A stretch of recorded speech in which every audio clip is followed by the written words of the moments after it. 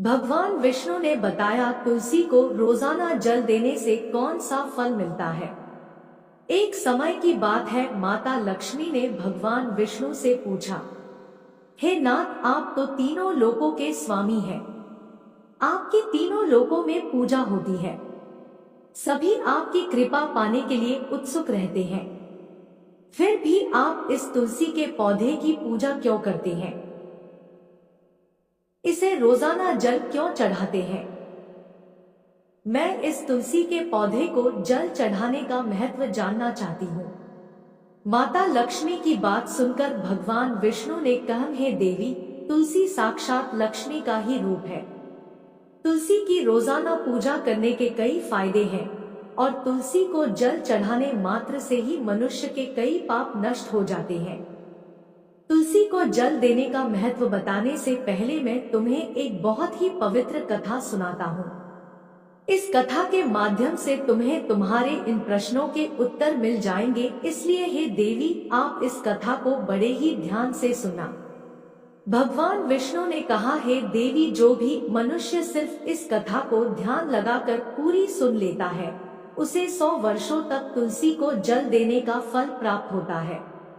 माता लक्ष्मी ने कहा, स्वामी, मैं इस कथा को बड़े ही ध्यान से सुनूंगी। आप मुझे वह पवित्र कथा सुनाना प्रारंभ कीजिए। भगवान विष्णु ने कहा, देवी, बहुत समय पहले की बात है, किसी नगर में एक ब्राह्मण रहता था। उसका जन्म तो ब्राह्मण कुल में हुआ, लेकिन उसके कर्म नीच प्रवृत्ति के थे। वह ब्राह्मण हमेशा ही झूठ बोलता और गलत तरीके से पैसा कमाता था। उसका मन हमेशा बुरे कर्मों में ही लगा रहता था। वह सदैव ही जुआ, वेश्यावृत्ति और चोरी में ही लगा रहता था। उसने अपने जीवन में कभी भी पुण्य के काम नहीं किए और शास्त्रों का अध्ययन नहीं किया। ब्राह्मण होते हुए भी कभी पूजा पाठ नहीं किया। सदैव ही उसका मन दूसरों के धन पर लगा रहता था और वह दिन में जो भी धन कमाता उसे रात्रि में जुआ और वेश्यावृत्ति में उड़ा दिया करता था। इस तरह वह ब्राह्मण अपने जीवन को पाप कर्मों में ही गुजार रहा था। उसने अपने मुख से कभी भगवान का नाम भी नहीं लिया और ना कभी देवी देवताओं का पूजन किया। इस प्रकार से पाप करते हुए उसे कई वर्ष बीत गए। फिर वह ब्राह्मण कुछ खरीदारी करने के लिए एक नगरी में जा पहुंचता है। उस नगरी के पास में गंगा नदी बहती है और उस नदी में स्नान करने के लिए दूर दूर से लोग आया करते थे। फिर वह ब्राह्मण गंगा जी के किनारे एक आश्रम में ठहरता है। उस आश्रम में अनेक विद्वान ब्राह्मण प्रतिदिन पुराणों का पाठ तथा भगवान की भक्ति में लीन रहते थे। वह ब्राह्मण भी ढोंग करता हुआ वहीं पर उनके साथ रुक गया और उन ब्राह्मणों के साथ रहकर उसे भी भगवान का नाम लेने का अवसर मिल रहा था। वह उसी स्थान पर कुछ दिनों के लिए रुका। फिर वहां पर आए हुए लोगों ने गायों का पूजन करके ब्राह्मणों को भोजन कराया, तो उस ब्राह्मण ने भी उनके साथ बैठकर भोजन किया और भगवान का प्रसाद ग्रहण किया। वहीं पर उस आश्रम में एक तुलसी का पौधा था। वह ब्राह्मण जाने अनजाने में उस तुलसी के पौधे में पानी डालता था। उसके मन में कोई विचार नहीं था कि वह क्या कर रहा है। वह प्रतिदिन सुबह उठकर बाल्टी में पानी लेकर तुलसी के पौधे में डालता था। यह उसका रोजाना का नियम बन गया था। फिर एक दिन की बात है, वह आश्रम में सोया हुआ था, तभी अचानक उसके पास एक काला सर्प आया और उस काले सर्प ने उसे नींद में ही डस लिया और थोड़ी ही देर में उस ब्राह्मण की नींद में ही मृत्यु हो गई। और जब सुबह दूसरे ब्राह्मणों ने उसे इस अवस्था में देखा तो उन्होंने उसके मुख में तुलसी पत्र और तुलसी का जल डाल दिया। फिर उन ब्राह्मणों को पता चला कि उसकी तो मृत्यु हो चुकी है। तब वहां पर यमदूत आते हैं और उस ब्राह्मण को पढ़कर यमलोक ले जाने लगते हैं। रास्ते में जाते हुए वह ब्राह्मण विलाप करने लगा और यमदूतों से कहने लगता है, हे यमदूतों, मुझे कहाँ ले जा रहे हो और मेरी मृत्यु किस कारण से हुई है? तब यमदूत कहने लगे, हे ब्राह्मण, तुमने जन्म से लेकर मृत्यु तक बहुत पाप कर्म किए हैं और तुम्हारे पापों के कारण ही तुम्हें एक काले सर्प ने काटा और जिसकी वजह से ही तुम्हारी मृत्यु हुई है। अब हम तुम्हें यमपुरी लेकर जा रहे हैं। वहां पर यमराज तुम्हारे पाप कर्मों का लेखा जोखा देखेंगे और निश्चित ही तुम्हें घोर नरक में डालेंगे। फिर से वो ब्राह्मण फूट फूट कर रोने लगा और उन यमदूतों से माफी मांगने लगा, किंतु यमदूतों को उस पर जरा सी भी दया नहीं आई और वे उसे मारते हुए यमलोक लेकर गए। जब यमदूत उस ब्राह्मण को लेकर यमराज के सामने उपस्थित हुए तो यमराज के पास बैठे हुए चित्रगुप्त ने उस ब्राह्मण के कर्मों का लेखा जोखा निकाला और यमराज से कहने लगे, हैं धर्मराज, इस ब्राह्मण ने तो अपने पूरे जीवन भर पाप ही पाप किए हैं। इसने इसके जीवन में कभी पुण्य का काम नहीं किया है। यह तो घोर पापी है, इसे तो हमेशा के लिए नरक में डाल दिया जाए। फिर यमराज कहते हैं, हे यमदूतों, जीवन भर पाप करने वाले इस ब्राह्मण को उठाकर ले जाओ और इसे नरक में डाल दो। यमराज का आदेश मिलते ही वे यमदूत उस ब्राह्मण को लेकर नरक की तरफ चल दिए और ब्राह्मण को पीटते हुए नरक में ले गए। वहां ले जाकर उसे खौलते हुए तेल की कड़ाही में डाल दिया। परंतु जैसे ही उस ब्राह्मण को खौलते हुए तेल की कड़ाही में डाला तो वह तेल एकदम से ठंडा और शीतल हो गया। इस घटना को देखकर उस यमदूत को बड़ा ही आश्चर्य हुआ। ऐसा उसके साथ पहले कभी नहीं हुआ था। उस यमदूत ने कितने ही पापियों को उस तेल की कड़ाही में डाला था और वे सभी उस तेल में गिरकर छटपटाने लगते थे, लेकिन जैसे ही वह ब्राह्मण गर्म तेल की कड़ाही में गिरा तो वह तेल अचानक से शांत और शीतल हो गया। इस आश्चर्यजनक घटना को देखकर वह यमदूत जल्दी से दौड़ता हुआ यमराज के पास पहुंचा। यमदूत को देखकर यमराज ने कहा, है यमदूत, क्या बात है, तुम इतने घबराए हुए क्यों लग रहे हो? फिर वह यमदूत कहता है, हे धर्मराज, आपने जिस ब्राह्मण को नरक में डालने के लिए कहा था, मैंने जैसे ही उसे खोलते हुए तेल की कड़ाही में डाला तो उस भट्टी की अग्नि बुझ गई और वह खोलता हुआ तेल भी बिल्कुल ठंडा हो गया। फिर यमराज कहते हैं, हे यमदूत, यह तो बड़ी ही विचित्र घटना है, ऐसा तो पहले कभी नहीं हुआ था। यमराज विचार कर ही रहे थे कि तभी वहां पर नारद मुनि प्रकट होते हैं। नारद मुनि को देखकर यमराज अत्यंत प्रसन्न होते हैं और उन्हें प्रणाम करते हैं। यमराज नारद मुनि का स्वागत करते हैं। हे यमराज नारद मुनि से कहते हैं, मुनिवर, आप उचित समय पर आए हैं। हमने आज और अभी एक अत्यंत पापी ब्राह्मण को नरक में गिराया है, किंतु उसके गिरते ही नरक की अग्नि ठंडी पड़ गई और खोलता हुआ तेल भी शीतल हो गया। तब नारद मुनि ने यमराज से कहा, है धर्मराज, आपने जिस ब्राह्मण को नरक में डाला है वह नरक में डालने योग्य नहीं है, क्योंकि उस ब्राह्मण के द्वारा अनजाने में ही ऐसा कर्म हुआ है जो नरक का नाश करने वाला है। जो मनुष्य पुण्य कर्म करने वाले लोगों की संगति करता है उसे उनके पुण्यों का भाग जरूर मिलता है, और यह ब्राह्मण तो कई दिनों तक भगवान के भक्तों के साथ रहा है। इस ब्राह्मण ने आश्रम में रहते हुए रोजाना तुलसी में जल डाला है, इसलिए यह ब्राह्मण बड़ा पुण्यात्मा बन गया है और इसके सारे पाप नष्ट हो गए हैं। यह ब्राह्मण अब स्वर्ग लोक में जाने का अधिकारी बन गया है।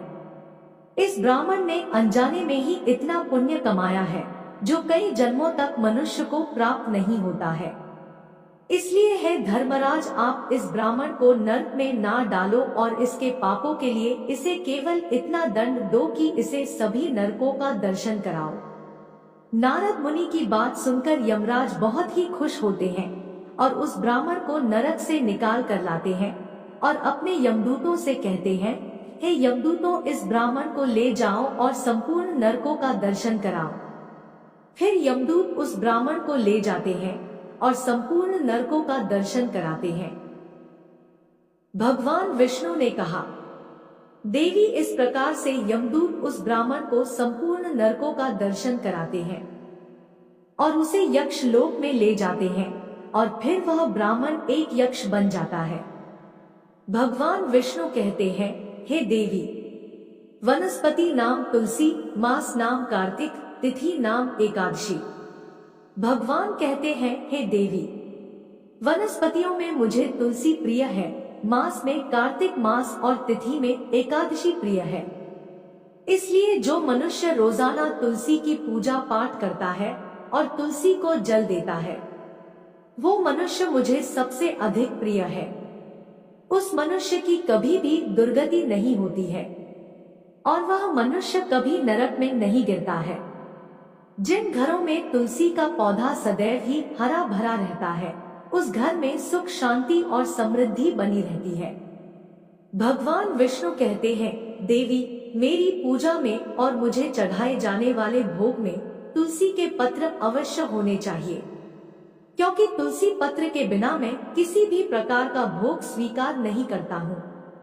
इसलिए प्रत्येक घर में तुलसी का पौधा अवश्य होना चाहिए। अगर आपके घर में तुलसी का पौधा है तो सुख शांति और समृद्धि के लिए तुलसी को चुनरी अवश्य चढ़ानी चाहिए। और हमेशा ध्यान रखें कि तुलसी का पौधा चुनरी के बिना अधूरा होता है। तुलसी केवल एक पौधा ही नहीं है, बल्कि वह एक देवी है, मेरी अर्थात विष्णु की पत्नी है। इसलिए तुलसी को चुनरी अवश्य ही चढ़ानी चाहिए, क्योंकि इससे पति पत्नी में प्रेम और विश्वास बढ़ता है। पति पत्नी का दाम्पत्य जीवन खुशहाल बना रहता है। घर में रहने वाली महिलाएं सदा सुहागिन और सौभाग्यशाली रहती है। तुलसी का विवाह भी अवश्य कराना चाहिए। इससे मनुष्य के सभी दुखों का अंत होता है और सांसारिक जीवन सुखमय बीतता है। भगवान विष्णु कहते हैं, देवी, तुलसी के पौधे के पास अपने मुख से अपशब्द नहीं बोलने चाहिए। तुलसी के नजदीक भूल से भी जूते, चप्पल अथवा झाड़ू पोछा नहीं रखना चाहिए, इसे पाप माना गया है। तुलसी के पौधे के पास जल से भरा हुआ बर्तन भी नहीं रखना चाहिए। तुलसी के पौधे के पास दीपक जलाने के बाद दीपक को वहां से हटा देना चाहिए, क्योंकि तुलसी के नीचे बुझा हुआ दीपक रखना अशुभ माना जाता है। जिस स्थान पर भी तुलसी का पौधा होता है, उस स्थान को हमेशा ही साफ स्वच्छ रखना चाहिए। इसलिए नियमित रूप से तुलसी के पौधे के पास साफ सफाई का ध्यान रखना चाहिए। तुलसी के पौधे में शिवलिंग और गणेश जी की प्रतिमा नहीं रखनी चाहिए। साथ ही तुलसी के गमले में अन्य किसी भी प्रकार का पौधा भी लगाना अशुभ होता है। तुलसी के पौधे के पास कपड़े भी नहीं सुखाने चाहिए, अन्यथा कपड़ों का गंदा पानी तुलसी के पौधे पर गिर सकता है। और हमेशा ध्यान रखना चाहिए कि तुलसी के पत्र को नाखून से नहीं तोड़ना चाहिए, इससे तुलसी का अपमान होता है। यदि तुलसी के पत्ते सूखकर गिर जाते हैं तो उन्हें कचरे में नहीं फेंकना चाहिए, क्योंकि वे पत्ते पैरों के नीचे आते हैं, जो अच्छा नहीं होता है। उन पत्तों को आप तुलसी की मिट्टी में ही दबा दे। भगवान विष्णु कहते हैं, हे देवी, रविवार के दिन तुलसी के पत्ते नहीं तोड़ने चाहिए और रविवार को तुलसी को जल भी नहीं चढ़ाना चाहिए। बाकी सभी दिन तुलसी को सुबह स्नान से निवृत्त होकर जल देना चाहिए और शाम के समय एक दीपक जलाना चाहिए। भगवान विष्णु कहते हैं, देवी, अक्सर महिलाएं स्नान के बाद अपने बाल खुले रखकर ही तुलसी को जल देती है, परंतु ऐसा करना गलत होता है। महिलाओं को हमेशा ही अपने बाल बांधकर माथे पर सिंदूर लगाकर ही तुलसी में जल देना चाहिए, इससे तुलसी का आशीर्वाद प्राप्त होता है। घर में तुलसी का पौधा लगाते समय ध्यान रखें कि इसके लिए गंदी मिट्टी का उपयोग नहीं करें, साफ स्वच्छ मिट्टी का ही उपयोग करना चाहिए। इससे तुलसी माँ रूठ जाती है और सूखने लगती है। तुलसी का पौधा कभी भी गंदे स्थान पर नहीं लगाना चाहिए, जैसे नाली अथवा बाथरूम के पास तुलसी के गमले को कभी नहीं रखना चाहिए, अन्यथा गंदा पानी तुलसी के पौधे में गिर सकता है, जो बहुत ही अशुभ माना गया है। घर में तुलसी का पौधा कभी सूखना नहीं चाहिए। शास्त्रों में ऐसी मान्यता है कि तुलसी का पौधा सूखना अकाल मृत्यु की सूचना देता है। घर में तुलसी का पौधा सूख जाए तो घर की सुख समृद्धि खत्म हो जाती है। सूखी हुई तुलसी में मां लक्ष्मी का वास नहीं होता है। भगवान विष्णु कहते हैं, शास्त्रों के अनुसार मासिक धर्म के दौरान महिलाओं को तुलसी के पौधे में पानी नहीं डालना चाहिए और तुलसी को स्पर्श करना भी वर्जित है। तुलसी को बिना स्नान किए जल नहीं देना चाहिए और पैरों में चप्पल आदि पहनकर भी तुलसी को जल नहीं देना चाहिए। तुलसी को जल देते समय ध्यान रखें कि वह जल आपके पैरों पर ना पड़े, इससे तुलसी का अपमान होता है। भगवान विष्णु कहते हैं, नित्य तुलसी के दर्शन से मनुष्य को स्वर्ग की प्राप्ति होती है और तुलसी पत्र के सेवन से उसके सभी पाप नष्ट हो जाते हैं। तुलसी का पौधा हमेशा घर के सामने लगाना चाहिए। इसे पूर्व अथवा उत्तर दिशा में लगाना सबसे अधिक शुभ होता है। तुलसी के पास मरुस्थलीय पौधे रखना बहुत ही अशुभ माना जाता है। ऐसे पौधों से नकारात्मक ऊर्जा निकलती है। शास्त्रों में कहा गया है कि जिन पौधों से हरी भरी कलियों की उत्पत्ति ना हो, उसके स्थान पर कांटे निकलते हो, तो ऐसे पौधे को तुलसी के पास कभी भी नहीं रखना चाहिए। शास्त्रों में केले के पौधे का विशेष महत्व बताया गया है। अगर तुलसी के पास केले का पौधा लगा देते हैं तो कई गुना अधिक लाभ प्राप्त होते हैं। भगवान विष्णु कहते हैं, केले के पौधे में देवी स्वयं मेरा वास होता है। इसे तुलसी के पास लगाने से घर में सुख समृद्धि आती है। तुलसी के पौधे में शालिग्राम भी अवश्य रखना चाहिए। तुलसी के गमले में शालिग्राम रखने से तुलसी का और भी अधिक शुभ प्रभाव आपको देखने को मिलेगा। शालिग्राम मेरा ही रूप है। यह काले रंग का पत्थर होता है जिसे विलक्षण और मूल्यवान माना गया है। इसे अगर तुलसी के गमले में रखेंगे तो आपके घर तुलसी का और भी अधिक शुभ प्रभाव आपको देखने को मिलेगा। शालिग्राम मेरा ही निराकार रूप है। यह काले रंग का पत्थर होता है जिसे विलक्षण और मूल्यवान माना गया है। इसे अगर तुलसी के गमले में रखेंगे तो आपके घर से संपूर्ण नकारात्मक ऊर्जा नष्ट हो जाएगी। घर में केवल एक ही शालिग्राम की पूजा करनी चाहिए। भगवान विष्णु कहते हैं, देवी मेरी मूर्ति से कई गुना ज्यादा उत्तम होता है शालिग्राम की पूजा करना। शालिग्राम को चंदन लगाकर उस पर एक तुलसी पत्र रखना चाहिए। प्रतिदिन शालिग्राम को पंचामृत से स्नान कराना चाहिए। ऐसा करने से मनुष्य के सभी जन्मों के पाप नष्ट होते हैं। शालिग्राम सकारात्मक और सात्विकता का प्रतीक होता है। इस प्रकार भगवान विष्णु ने माता लक्ष्मी को तुलसी के पौधे को जल देने का महत्व बताया और घर में तुलसी का पौधा लगाने के सभी नियम बताए। जय श्री कृष्ण।